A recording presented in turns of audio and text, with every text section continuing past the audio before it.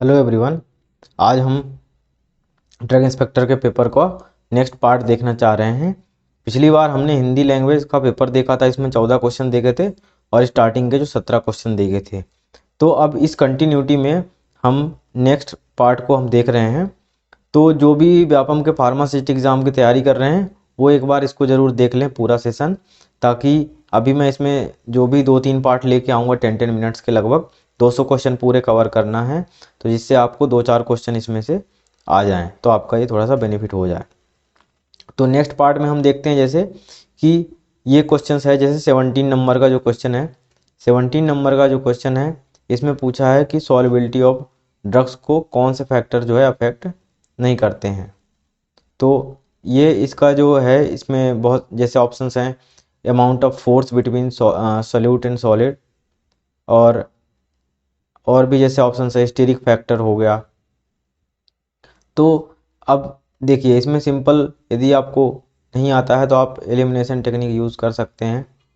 तो देखिए जैसे यूजेस ऑफ ड्रग, तो यूजेस का सॉलिबिलिटी से कोई उतना लेना देना नहीं है, सिंपल है। यदि केमिकल ग्रुप में स्टीरिक फैक्टर्स जो हैं वो काम कर रहे हैं, तो जो स्टीरिक फैक्टर्स मतलब होता है जो मॉलिक्यूलर स्ट्रक्चर होता है उसमें एक ग्रुप दूसरे ग्रुप को अफेक्ट करता है due to the structure, due to its position, तो वो स्टीरिक फैक्टर्स में हो आ जाएंगे।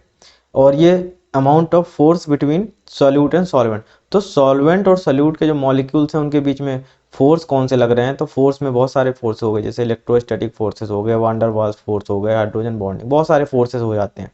तो ये चीज़ें हो गई। इलेक्ट्रॉनिक फैक्टर में बॉन्डिंग्स हो गए, जो भी आयनिक बॉन्ड्स और जो भी इलेक्ट्रॉनिक जो उनके कॉन्फ़िगरेशंस हो गए, तो वो सारी चीज़ें हो गई। तो सॉल्युबिलिटी को क्या क्या इफेक्ट करते हैं, तो इसका सिंपल आंसर ये रहा। नेक्स्ट क्वेश्चन बायोस्टैट का क्वेश्चन था कि जो भी वेरिएबल्स हैं, यदि वेरिएबल्स को हमको एनालाइज करना है तो टू और मोर मेजरमेंट हम ले रहे हैं एक ऑब्जर्वेशन का, मतलब कोई एक ऑब्जर्वेशन है, ठीक है, ऑब्जर्वेशन का हम कोई एक ऑब्जर्वेशन का हम ले रहे हैं मेजरमेंट, और उसमें वेरिएबल्स को हम साइमल्टेनियसली जो भी है वेरिएबल्स को हम एनालाइज कर रहे थे। तो इसमें कौन सा इसमें आंसर होगा, तो इसका मल्टीवेरिएट एनालिसिस का आंसर था। मैंने इसका थोड़ा सा कंसेप्चुअल मिस्टेक की वजह से कोरिलेशन एनालिसिस लगा दिया। मुझे लगा कि यदि हम वेरिएबल्स को साइमल्टेनियसली एनालाइज कर रहे हैं तो मे भी हम कोरिलेशन एनालिसिस कर रहे होंगे, तो ये थोड़ा सा गलत हो गया। तो अब ये मुझे एग्जैक्ट कंफर्म नहीं है कि मैं ये गलत ही हूँ, बट ये अब देखते हैं, कुछ लोगों ने इस पर आपत्ति भी लगाई है, तो इसका क्या आंसर है देखा जाएगा। तो ऐसा हो सकता है, मे बी मल्टीवेरिएट एनालिसिस हो सकता है, या फिर ये भी हो सकता है। तो इसमें आपत्ति ऑलरेडी दर्ज है। तो नेक्स्ट जो क्वेश्चन है इसमें है, नेक्स्ट क्वेश्चन है कि सेंट्रल गवर्नमेंट जो है वो अपने पावर के अंतर्गत क्या नहीं कर सकता है। तो इसमें जैसे ये कल्टीवेशन ऑफ ओपीएम जो है, कल्टीवेशन ऑफ जो ओपीएम है, ये कल्टीवेशन ऑफ ओपीएम का जो इसमें ऑप्शन है, तो इसको अपन इसमें ऑप्शन में इसने आंसर दिया है पीबी ने। तो इसी तरीके से और भी क्वेश्चंस हैं, तो हम और भी क्वेश्चंस को देखते जाते हैं।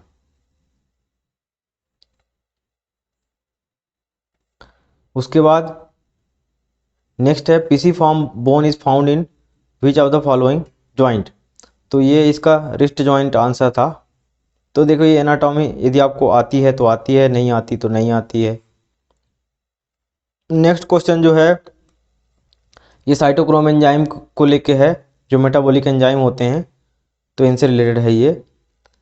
तो जो ये मेटाबॉलिक एंजाइम है तो ये कैसे काम करते हैं, तो इसमें जनरली दो कैटेगरी के एंजाइम होते हैं, एक साइटोक्रोम P50 और एक जो है 2D6, ये दो तरह के एंजाइम हैं, ठीक है। नेक्स्ट है सफाइनिफिकेशन वैल्यू जो है, सफाइनिफिकेशन वैल्यू जो है इसमें कैसे डिटरमाइन करते हैं, तो इसका एक आंसर था QH है। मेरे को जहाँ तक आइडिया है ये फैट वगैरह से रिलेटेड है, ठीक है, फैट वगैरह का सफाइनिफिकेशन करते हैं, ठीक है। नेक्स्ट क्वेश्चन है हकेल रूल से रिलेटेड। तो हकेल रूल क्या है, इसका जो भी आंसर है ये इसने आंसर दिया है। अब हैकेल रूल केमिस्ट्री से संबंधित है, इस केमिस्ट्री का बहुत ज़्यादा आइडिया नहीं है मुझे। नेक्स्ट क्वेश्चन जो है कि कौन सा जो है न्यूरोट्रांसमीटर जो है इसमें से, सॉरी एक सेकंड, ये पेन थोड़ा काम नहीं कर रहा सही से।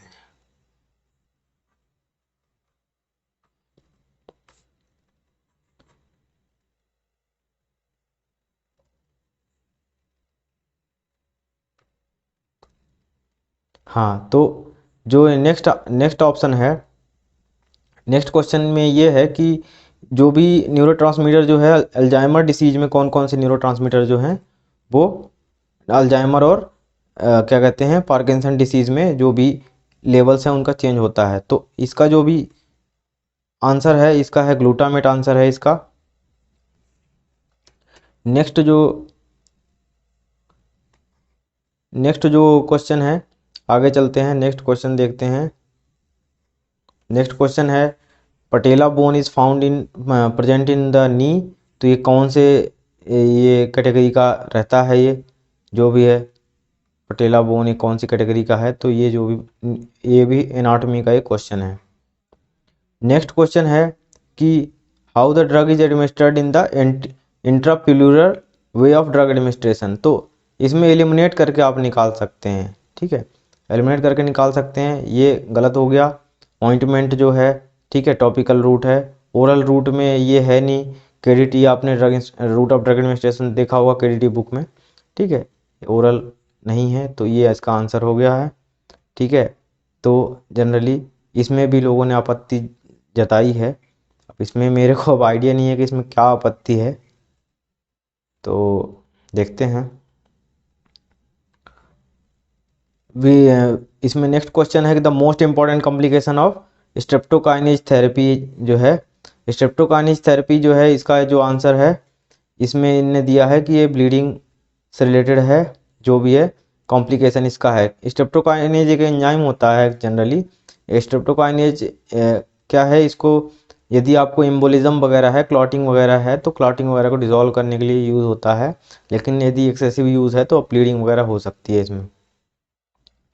नेक्स्ट जो है, नेक्स्ट क्वेश्चन है which of the following is not a muscarinic effect. तो मस्क्रेनिक इफेक्ट में कौन सा नहीं है, तो ये जो ड्राइनेस ऑफ माउथ है, ये हो सकता है इसका एट्रोपिन का इफेक्ट हो जाएगा, ठीक है, एट्रोपिन का ये इफेक्ट हो जाएगा। और जो भी इनहिबिटिंग सिक्रीशंस वगैरह हो गए, तो इनहिबिटिंग सिक्रीशंस जो हैं ये भी मेरे को लगता नहीं है कि ये मस्करेनिक इफेक्ट हैं, क्योंकि एस्टाइल कोलिन वगैरह जो भी हैं ये सिक्रीशंस को इंक्रीज करते हैं।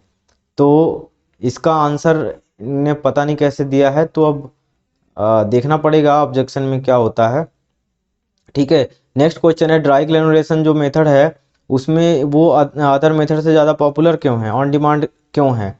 तो इसका देखो आंसर ये इनने तीनों दिया है, मैंने 2 लगाए थे ऊपर वाले, तीसरा ऑप्शन मेरे को नहीं जमा तो मैंने 2 लगाए थे। तो ये जो है यूनिफॉर्म बोल रहे हैं, यूनिफॉर्म कंपोजिशन से टैबलेट प्रोड्यूस होती है ड्राई ग्रेनुलेशन से, इनका ये कहना है।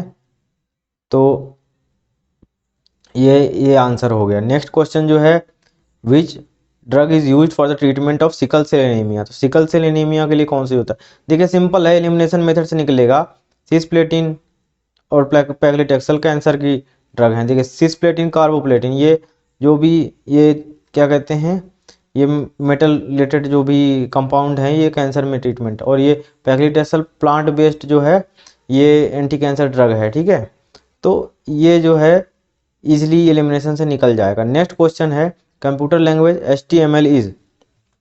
तो HTML क्या है, केस सेंसिटिव है या फिर प्रिजर्व ट्रैक नहीं करता, तो इसका मेरे को आंसर पता नहीं है। तो इसका ये वाइट टैग को क्या कहते हैं, डजंट प्रिवेंट प्रिजर्व, सॉरी, तो इसका ये आंसर इन्हें दिया। नेक्स्ट क्वेश्चन है फेज 2 के जो मेटाबॉलिक रिएक्शन है वो कौन कौन से हैं। तो फेज 2 देखिए मेटाबॉलिज्म 2 फेज में होता है जनरली, आपने देखा होगा कि ये जो फेज 2 होते हैं जिसमें ग्लूक्रोनेशन और ये स्टाइलेशन जो कॉम्प्लेक्स रिएक्शंस हैं वो फेज 2 में जनरली होती हैं, ठीक है, कंजुगेशन वगैरह की रिएक्शंस जो फेज 2 में होती हैं, ठीक है। फेज 1 में सिंपल रिएक्शन, सिंपल रिएक्शंस होती हैं, जैसे आपका ऑक्सीडेशन हो गया और रिडक्शंस वगैरह हो गए। तो ये सब जो सिंपल रिएक्शंस हैं ये फेज 1 में होती हैं, और जो फेज 2 है, फेज 2 में जो है ये ग्लूकोरोनेशन और एस्टाइलेशन वगैरह, और जो भी ग्रुप ट्रांसफर्स वगैरह जो होते हैं, ग्रुप ट्रांसफर्स के जो रिएक्शंस होते हैं वो फेज 2 में होते हैं, ठीक है। तो नेक्स्ट जो क्वेश्चन है कि मिक्सिंग ऑफ ड्रग्स, तो मिक्सिंग ऑफ ड्रग्स से रिलेटेड ये क्वेश्चन है। तो मिक्सिंग में क्या होता है, positive mixing, negative mixing, natural neutral mixing. तो इसमें इसमें ये बोल रहा है कि करेक्ट कौन सा नहीं है। एक तो क्या सेकंड हाफ में पेपर था, क्या करेक्ट क्या इनकरेक्ट, तो इस चक्कर में मिस्टेक भी बहुत हुए हैं। तो इस चक्कर में देख लीजिए, आप लोगों के भी हो सकता है बहुत सारे मिस्टेक हुए होंगे, जिनके भी सेकंड हाफ में जिनने फर्स्ट हाफ का पेपर दिया होगा तो सेकंड हाफ में हो सकता है मिस्टेक थोड़े बहुत कमिट किए होंगे ऐसे। ठीक है, तो इसका जो आंसर है 2 और 3 जो है करेक्ट नहीं है, फर्स्ट वाला करेक्ट है। इनका कहना है कि जब दो और ज़्यादा गैसों को मिक्स करते हैं तो वो डिफ्यूजन प्रोसेस से मिक्स होते हैं, ये सही भी लग रहा है। ठीक है, तो ये इस तरह से इनका आंसर है। अब इसमें ऑब्जेक्शन है, अब देखते हैं क्या होता है। मेरा भी आंसर इन्हें गलत कर दिया व्यापम वालों ने, तो देखते हैं। Next question Gibbs phase rule से रिलेटेड है। ठीक है, गिब्स फेज रूल से रिलेटेड नेक्स्ट नेक्स्ट क्वेश्चन है, गिब्स फेज रूल कौन सा है। तो मुझे इतना, ये देखिए C+2, ये भी सेम आंसर है, ये सेम आंसर है। ठीक है, अब इसमें मुझे समझ नहीं आता कि इसमें क्या किया जाए, मतलब व्यापम वालों अब क्या ही बोलें आपको। तो नेक्स्ट क्वेश्चन है जो कि हर्बल ड्रग का जो प्रोडक्शन होता है, हर्बल ड्रग के प्रोडक्शन में कौन कौन से प्रोसेस होते हैं। तो सबसे पहले देखिए, सबसे पहले क्या होगा, आइडेंटिफिकेशन होगा। तो आइडेंटिफिकेशन जिसमें जिसमें रहे तो वो ऑप्शन हो जाएगा, बाकी गलत हो जाएंगे। ठीक है, और उसके बाद क्या करना है, देखिए इसमें प्रमाणीकरण लास्ट में, ऑथेंटिकेशन, और इसमें जो है प्रोसेसिंग। तो प्रोसेसिंग क्या होता है, प्रोसेसिंग जो होती है सबसे पहले जो भी आप जैसे फूड प्रोसेसिंग, कोई सी भी प्रोसेसिंग का प्रोसेस ले लीजिए, उसमें क्या होता है सबसे पहले जो भी कलेक्शन वगैरह होएगा सब कल्टीवेशन हो जाएगा, फिर उसके बाद प्रोसेसिंग होगी ना। तो प्रोसेसिंग ये लास्ट स्टेप होगा, तो इसका आंसर ये हो गया। नेक्स्ट है कोज पॉस्टुलेट। अच्छा, ये माइक्रोबायोलॉजी के बहुत सारे क्वेश्चंस हैं। तो जैसे मैं बता दूं आपको कि ये माइक्रोबायोलॉजी से रिलेटेड क्वेश्चंस इसमें बहुत सारे पूछे गए थे। तो माइक्रोबायोलॉजी के लिए भी मैं सोच रहा हूँ कि कुछ सेशंस ले आऊँ, जिससे कि अभी व्यापम का जो एग्ज़ाम होने वाला है उससे थोड़ा सा इजी हो जाए। और जैसा कि आप मेरे बारे में थोड़ा बहुत इन्फॉर्मेशन जिसको होगा तो वो जानते होंगे कि मैं अभी ये ग्रुप 5 का जो भी एग्ज़ाम है, ये प्रीवियस ईयर में जो हुआ था 2 साल पहले, तो उसको मैंने क्वालिफाई किया हुआ है। तो ये जो क्वेश्चन है कोच पॉस्टुलेट जो है, ये माइक्रो ऑर्गेनिज्म में must not be isolated from the inoculated disease individual and match to the original organism. तो जो सूक्ष्म जीव को टीका लगाए गए व्यक्ति रोग ग्रसित व्यक्ति से अलग नहीं किया जाना चाहिए, तभी तो पता चलेगा कि मतलब वो क्या कहते हैं उसको, क्या कहते हैं उसको इम्यूनिटी मिल रही है थोड़ी बहुत कि नहीं, डिसीज वगैरह हो रहा है उसको कि नहीं। ठीक है, तो नेक्स्ट क्वेश्चन है metronidazole should be avoided in chronic disease, risk of lactic acidosis. तो इसमें लैक्टिक एसिडोसिस और लीवर डिसीज का ये पूछ रहा है कि ये रीज़न है। ठीक है, तो इसका ये जनरली मुझे नहीं लगता कि इसका क्या आंसर है एग्जैक्ट। अब लैक्टिक एसिडोसिस करता है कि नहीं करता, तो इसको देखना पड़ेगा बुक में। ठीक है, नेक्स्ट क्वेश्चन है, ये यंग मॉड्यूल जो है, ये फिजिक्स का क्वेश्चन है, इलास्टिक मॉड्यूल, इजी क्वेश्चन था, मेमोरी बेस्ड क्वेश्चन है, ये जिसको याद होगा तो बनेगा, नहीं तो नहीं बनेगा। विच of the following statement is not correct out donor membrane equilibrium. ठीक है, तो डोनर मेम्ब्रेन इक्विलिब्रियम के बारे में कौन सा करेक्ट नहीं है। ठीक है, तो ये बोल रहा है कि दोनों ही, ये जो दोनों ऑप्शन हैं ये जो भी इनकरेक्ट हैं। ठीक है, तो ये हो गया 39 नंबर का क्वेश्चन। ठीक है, इसमें बोल रहा है कि side which is not diffusible ion is present accumulate positively charge diffusible ions. ठीक है, other side of the membrane diffusible ion will cause accumulation of non diffusible ions. ठीक है, तो ये जो क्वेश्चंस हैं ये थोड़े से मतलब कॉम्प्लिकेटेड क्वेश्चंस हैं, जनरली ये सब चीज़ें इंसान पढ़ के नहीं जाता है। तो नेक्स्ट क्वेश्चन जो है, what type of colloidal aluminium hydroxide sol is. ठीक है, तो आपने बहुत सारी चीज़ें पढ़ी होंगी, जैसे एरोसॉल्स वगैरह, सॉल, जेल, ये बहुत सारी ये जो फॉर्म होते हैं, फॉर्म ऑफ जो भी मिक्सचर्स के। तो इसमें पूछा कि जो एल्युमिनियम हाइड्रोक्साइड का जो सॉल है वो किस टाइप का कोलाइड है। ठीक है, तो ये लायोफोबिक है, लायोफोबिक कोलाइड है। ठीक है, तो इसका ये आंसर हो गया है lyophobic. Which of the following is often the site of first pass effect. मैं कहूँगा कि ये मतलब मोस्ट इजीएस्ट क्वेश्चन रहा होगा इस पूरे एग्जाम का। इजीएस्ट जो था यही था कि लीवर जो है फर्स्ट पास मेटाबॉलिज्म करता है। ठीक है, तो ये हो गया। ठीक है, which of the following does not decide the flow property of powder. तो पाउडर की जो फ्लो प्रॉपर्टी है वो कौन क्या डिसाइड नहीं करता, तो सॉल्युबिलिटी। सॉल्युबिलिटी का फ्लो प्रॉपर्टी से क्या लेना देना। ठीक है, एंगल ऑफ रिपोज हम लोग निकालते हैं जनरली, आप लोगों ने निकाला होगा, क्या कहते हैं कॉलेज में जब फर्स्ट ईयर सेकंड ईयर में वगैरह में निकाला होगा शूटिंग। मैं तो जैसे एक पेपर ले लिया नीचे, ठीक है, पेपर लेने के बाद उसके ऊपर पाउडर को गिराया, ठीक है, उसके बाद उसको उसकी हाइट मेजर लिया, ठीक है, बेस से डिस्टेंस मेजर लिया, ये एंगल ऑफ रिपोज वगैरह निकालते हैं इस तरह से।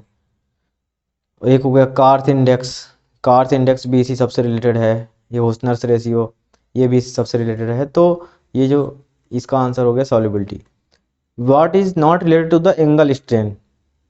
ठीक है, एंगल स्ट्रेन इसमें से किस में से रिलेटेड नहीं है। तो एंगल स्ट्रेन जो है सिंपल है कि ये पोटेंशियल एनर्जी को इंक्रीज करेगा, डेविएशन ऑफ बॉन्ड एंगल। ठीक है, स्ट्रेन है तो जो भी उसके बॉन्ड्स है उस पर प्रेशर तो पड़ना ही है। ठीक है, तो ये हो जाएंगे। ठीक है, डिक्रीज इन पोटेंशियल एनर्जी।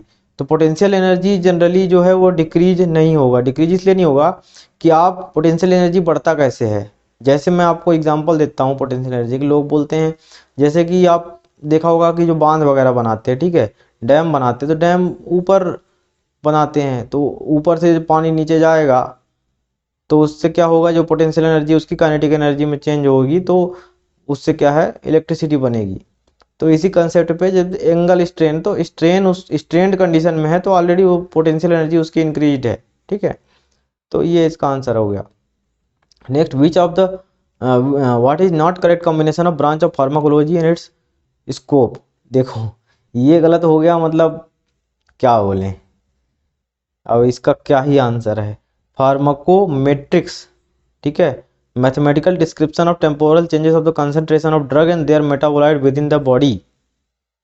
ठीक है, तो टेम्पोरल चेंजेस जो है ड्रग के कंसंट्रेशन में और उसके उसके मेटाबोलाइट्स में, उसको मैट्रिक्स बोलते हैं। ये मैट्रिक्स मेरे को लगता है डोज वगैरह से रिलेटेड था, बट इसमें इसको अपन गूगल सर्च करें क्या, गूगल सर्च करते हैं, देखते हैं इसका क्या आंसर है। इंटरनेट कनेक्ट नहीं है लगता है।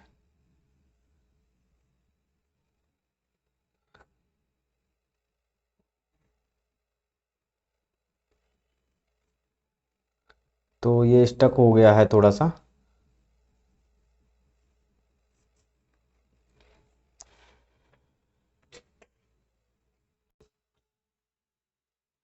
तो ये स्टक हो गया है थोड़ा सा, एक सेकंड के लिए इसको हम कर देते हैं कैंसिल। नेक्स्ट क्वेश्चन देखते हैं। ये इंटरनेट इस कनेक्शन सही नहीं है लगता है। ठीक है, तो ये जो है अगला क्वेश्चन देखते हैं। अगला क्वेश्चन है formula for of median of an odd number of observation. तो जो मीडियन के लिए फॉर्मूला है वो ये फॉर्मूला है, ये भी स्टैट्स का क्वेश्चन है। नेक्स्ट क्वेश्चन जो है which immunoglobin is the first one to be produce during immune response.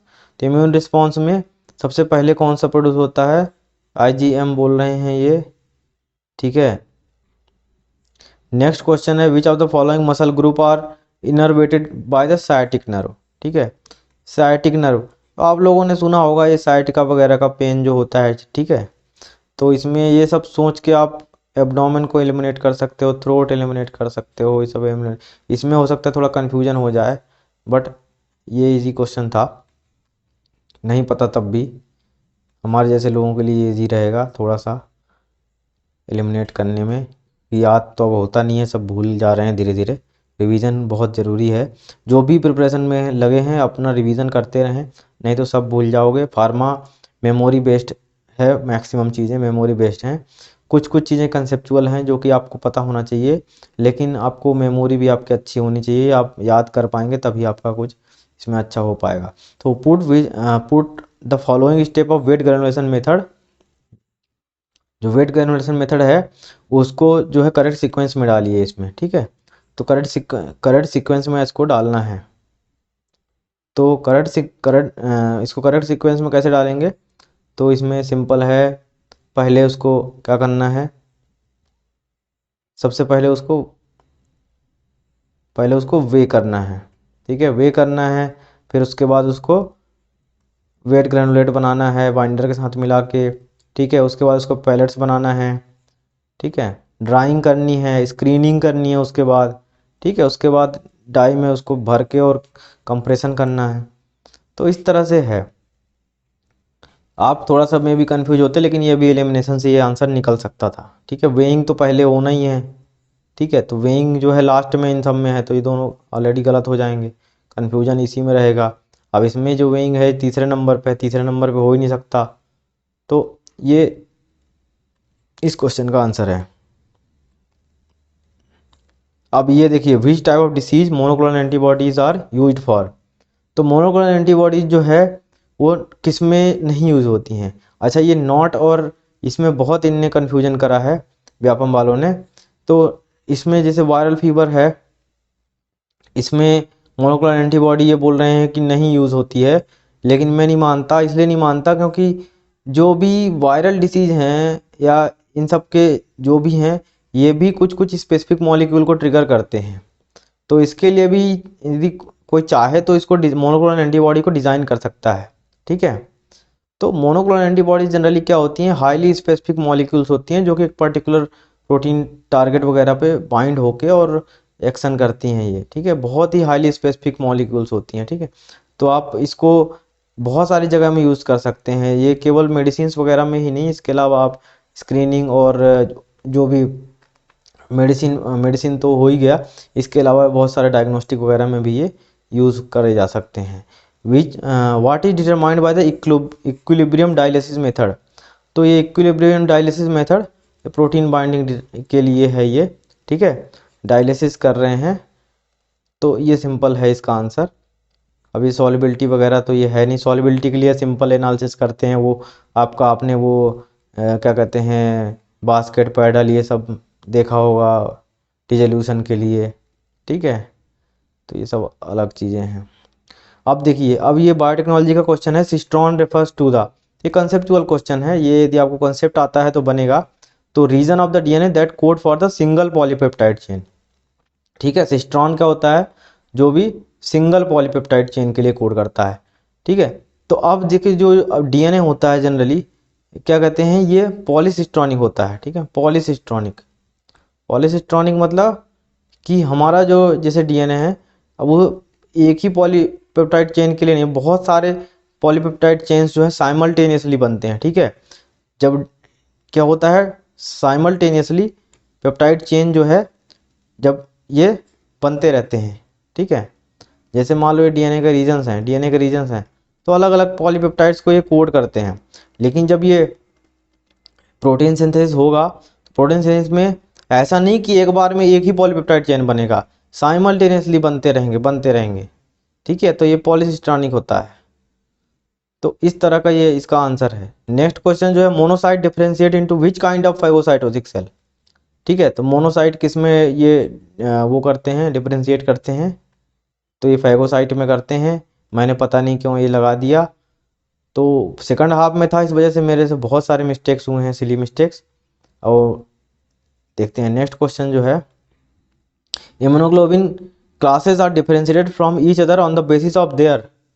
तो ये जो क्वेश्चन है, ये क्वेश्चन इनने जो है हैवी चेन के हिसाब से करा है, लेकिन ये हैवी चेन, ये आंसर गलत है। वो गलत मुझे इसलिए लग रहा है क्योंकि जो हैवी चेन होती है, जैसे मैं बताता हूँ, एक स्ट्रक्चर बनाता हूँ मोलो, ये जो इम्यूनोग्लोबिन का, ठीक है, एक सेकंड। तो ये स्ट्रक्चर हो गया, ठीक है। स्ट्रक्चर इस तरह से होता है। तो इसमें जो होता है, एक तो हैवी चेन होती है, एक लाइट चेन होती है। तो जो हैवी चेन होती है वो कांस्टेंट, ये इसमें एक तो कांस्टेंट रीजन्स होते हैं और वेरिएबल्स रीजन्स होते हैं, ठीक है। तो ये स्ट्रक्चर इसका इस तरह से रहता है। और जो डिफरेंस जो होता है मेनली जनरली, वो वेरिएबल्स रीजन की वजह से होता है, ठीक है। वेरिएबल रीजन की वजह से होता है, जो कांस्टेंट रीजन जो भी रहता है उसकी वजह से नहीं होता है। तो ये चीज़ें हैं, तो हैवी चेन मेरे हिसाब से सही नहीं है, बट अब इनने दिया है तो पता नहीं क्या होगा इसका आंसर। इसका मेरे को ये लग रहा था कि हम इसको डिफरेंशिएशन करना चाहते हैं तो इसको या तो इससे कर सकते हैं, यदि आपको लैब में करना है तो फिर तो आप इससे कर सकते हैं, सिंपल है, इलेक्ट्रोफोरेटिक मोबिलिटी। यदि आप इम्यूनोग्लोबिन के इम्यूनोग्लोबिन को आप एंजाइम से काट दें, उसको एंजाइम से काटने के बाद उसको आप जेल में रन करेंगे तो आपको जो भी बैंड्स मिल जाएंगे, तो आप उसको डिफ्रेंशिएट कर सकते हैं यहाँ से। तो अब देखिए ये थोड़ा सा मेरा साइंटिफिक अप्रोच लग गया, तो यहाँ पे इस तरह से कभी कभी ओवर थिंकिंग वजह से गड़बड़ भी हो जाते हैं। तो इसका आंसर अब व्यापम वाले बताएंगे। Which of the following are not the application of bioinformatics. Bioinformatics का एप्लीकेशन इसमें से कौन सा नहीं है?